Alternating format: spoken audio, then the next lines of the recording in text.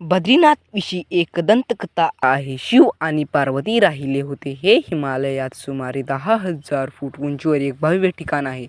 एके दिवशी नारद मुनी विष्णूकडे गेले आणि म्हणाले, तुम्ही मानवतेसाठी एक वाईट उदाहरण आहात.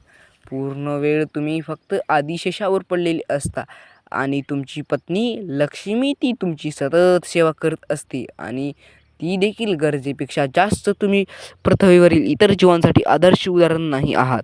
जीवनसृष्टीतील इतर जीवांसाठी तुम्ही काहीतरी उपयुक्त केले पाहिजे. ह्या टीकेतून सुटण्यासाठी आणि स्वतःच्या उन्नतीसाठी विष्णू खाली हिमालयात आले आणि त्यांची साधना करण्यासाठी योग्य जागा शोधू लागले.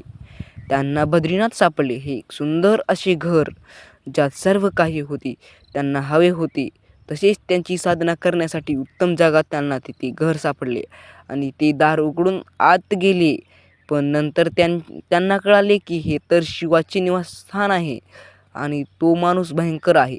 जर त्यांना राग आला तर तो अशा प्रकारचा आहे की तो तुमच्यासोबत स्वतःचा देखील गळा कापून टाकेल. खूपच भयंकर माणूस. तर विष्णूने एका लहान मुलाचे रूप घेतले आणि घरासमोर बसला. शिव आणि पार्वती जे फिरायला गेले होते घरी परत आले तेव्हा त्यांच्या घरासमोर एक लहान बाळ रडत होते. ह्या लहान मुलाला इतके रडताना पाहून पार्वतीची ममता जागी झाली आणि त्या मुलांजवळ जाऊन त्यांना जवळ घ्यावे असे तिला वाटले होते. शिवाने तिला अडवले आणि म्हणाले, त्या मुलाला हात लावू नकोस. त्याच्यावर पार्वतीने प्रत्युत्तर दिले, किती कठोर आहात तुम्ही. तुम्ही कसे म्हणू शकता. शिव म्हणाले, हे चांगले मूल नाही. ते आपल्याला दारी स्वतःहून कसे आले. आजूबाजूला कोणीच नाही.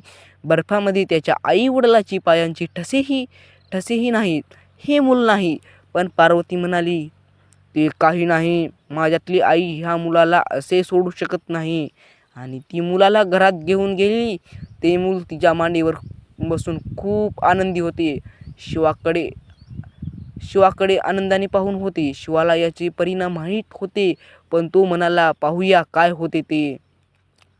पार्वतीने मुलाला सांत्वन केले आणि त्याला खाऊ घातले. त्याला घरात सोडले आणि शिवासोबत जवळच्या गरम पाण्याच्या झऱ्यावर आंघोळीला गेले. जेव्हा ते परत आले तेव्हा त्यांना दार आतून बंद दिसले. पार्वती हैराण झाली. दरवाजा कोणी बंद केला. शिव म्हणाले, मी तुला सांगितले होते मुलाला उचलू नकोस.